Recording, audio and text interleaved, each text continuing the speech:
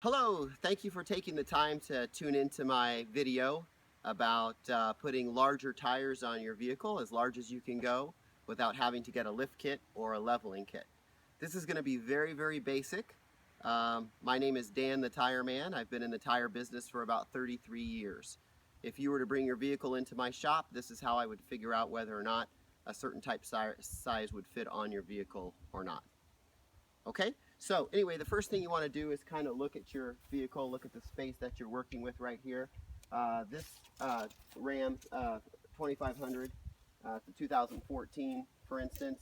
The tires I have on here are about 32 inches tall. And so, say for instance you wanted to go to a larger tire size, basically the first thing that you're going to do is see, okay, how much room do I have in my front fender wells? Okay, also, you may hear some barks or some chickens squawking, turkeys, or something like that. We're doing this from our farm, so maybe a little corny, and I may say and oh a few times, but hang in there, okay? So anyway, and if I don't face the camera all the time, it's because I'm trying to figure out what to tell you next. So anyway, a lot of people might look here and say, okay, wow, look at all this room I have in here. This truck isn't lifted. This is factory 4x4 Ram. I mean, wow, it looks like I could put a 38-inch tire on here. Well, no, that's not the case, because you got to consider a lot of other parts of this. For instance, how much room you have here, and how much room you'll have when you turn your steering wheel left and right, you know, for rubbing. In the back in here, in the front as well. Here, in the back here on this side.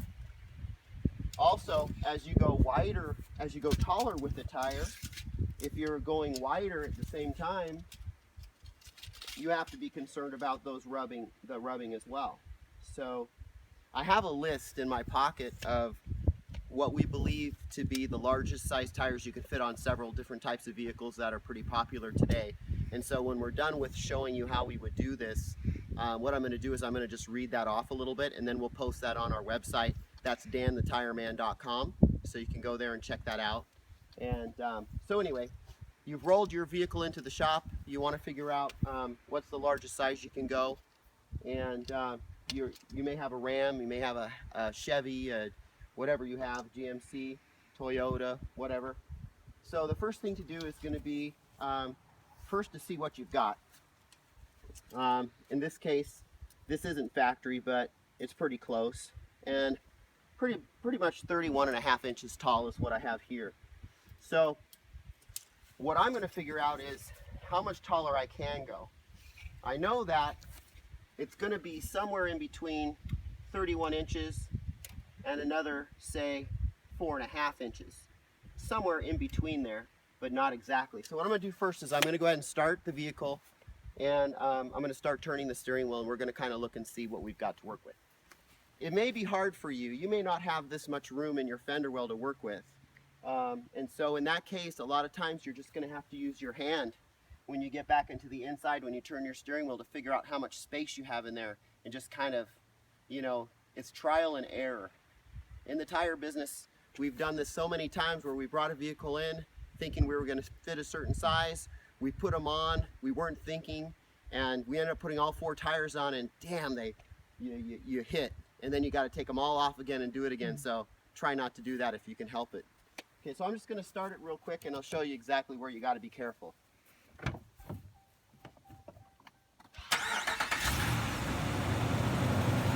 I know a lot of you might be saying this is common sense. You know, this is kind of stupid, but this is it's kind of generic, real basic, for just anybody who's wanting to do this kind of thing to raise their tire size, okay?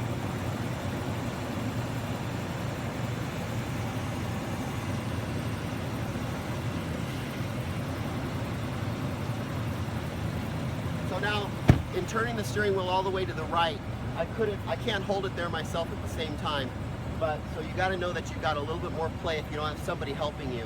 It's better if you have somebody in the vehicle holding it all the way to the right. That way you can check a little bit better. But in this case, the first thing I'm going to do, and if you can come a little closer, you might be able to see here. You don't need to see me. Maybe you can get back down inside here and just kind of get kind of an inside picture of this. But put your hand back in here and you can see, look, wow, I'm already really close to the inside bar. Let me actually give you a better look at that. If I can get down underneath here and you can kind of see what we're looking at here. You can see how close that is right there. And it's not even completely turned. So I'm gonna give that back to my partner there. So in this case, I've got basically about an inch or so on the inside for my width, okay?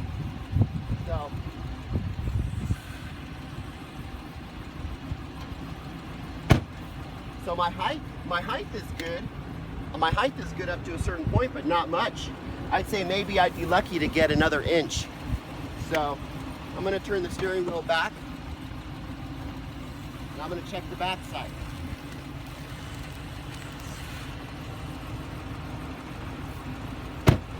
And as you're turning the steering wheel, you need to kind of check it as you go all the way to see what kind of distance you have, because it can change, especially depending on what kind of bumper you've got on your vehicle and what have you. So now we're on the back. And see, now especially keep in mind if you see something that kind of protruded out a little bit more. On the inside here, we're really good.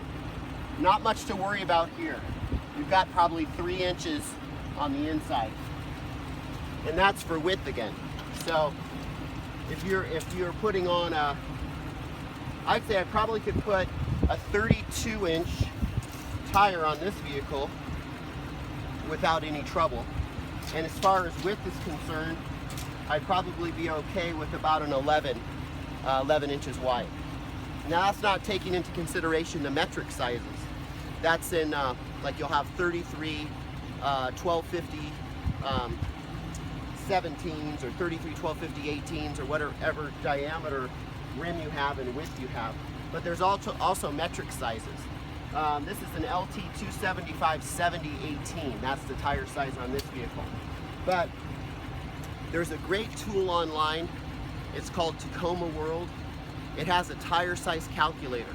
So if you just go to Google and type tire size calculator, look for the one that says Tacoma World. It works really well because you can put your original tire size in there and put another tire size in there and then look at them side by side and see what your inches would be as far as how tall your tire would be, whether it's a metric size or whether it's a standard, you know, American type flotation size. So, so like I said, in this case, I'm concerned about this part right there as it kind of protrudes out. I don't want to make any modifications. This isn't a modification thing. So if you're the kind of person who wants to get out the Sawzall and modify your truck, this isn't the video for that. But so see again here, we've got about 2 inches there and we were good on the inside. But the concern is here, even I might have had some scrub here even with this size a little bit. If we went up ½ inch or an inch, I think we'd probably be okay. So that's basically it. The rear of the vehicle is pretty much awesome. Usually in the rear you don't have to worry about much, but there's a couple things to keep in mind, really important things. The car manufacturers put the tire size on there that was designed to go on there. So when you decide to go ahead and change your tire size to something bigger, that doesn't mean it's going to work right with your gear ratio. It's definitely going to throw your speedometer off and also the performance of the vehicle as a whole, your engine, what have you. Okay, so we tried to edit this a little bit because it kind of got messed up last time. But what I was saying is it's awesome that they make these super chips that you can get for your vehicle. And what they'll do is they will allow your engine to perform properly, fix your speedometer, any problems you have with the gear ratio difference with the tire size you've gone with if you're going so much bigger.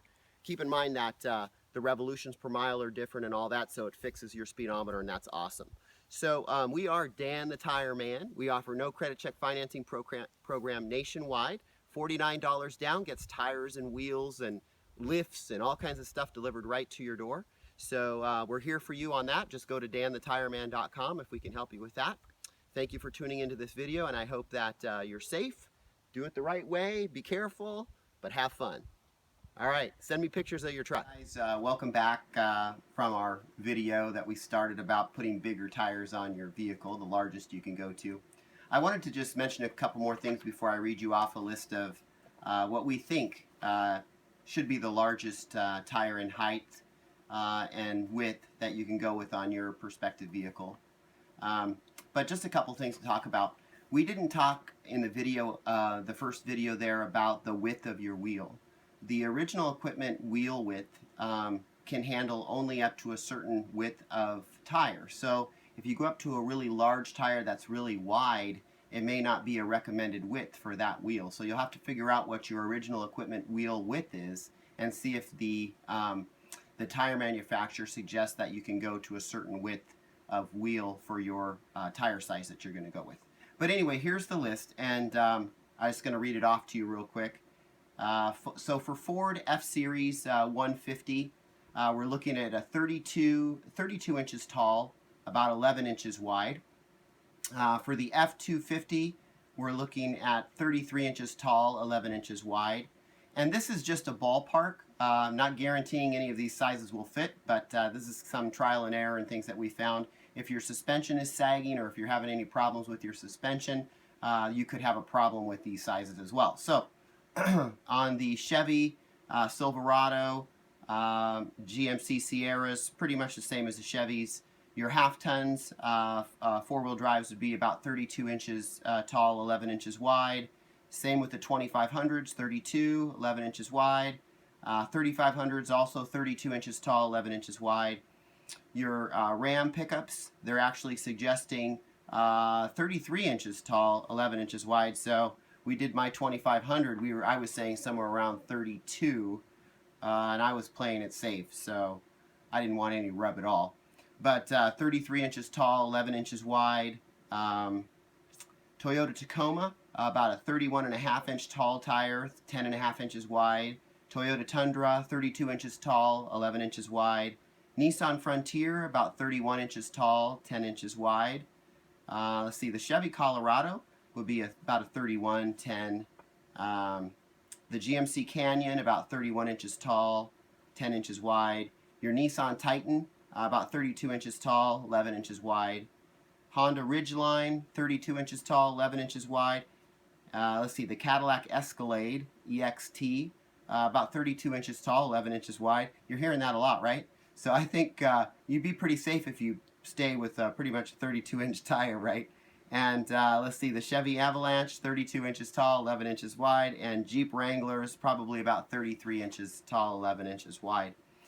But if you were to get a leveling kit or you were to get a lift, you could change things dramatically. This video that we just showed had nothing to do with any of that. You can do all kinds of stuff. Anyhow, I hope all this helps. I'm Dan the Tire Man. Again, we offer no credit check financing program nationwide. We deliver tires to your door for just $49 down, and you can get on a regular payment program. And so go to danthetireman.com if you'd like to apply. That also includes lift kits, wheels, Superchips, tires, tonneau covers. I mean, you name it. All kinds of stuff that we can offer on that program. Again, thanks for tuning in, and this is the first of my corny videos, and hopefully I'll have some more in the future. Have a great day.